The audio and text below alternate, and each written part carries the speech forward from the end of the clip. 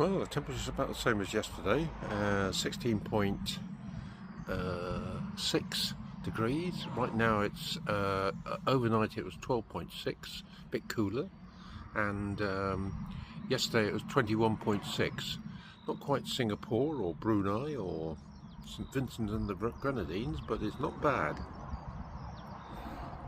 And it's sunny. Okay, that's some rain in the rain gauge there. We'll call that 4 millimeters.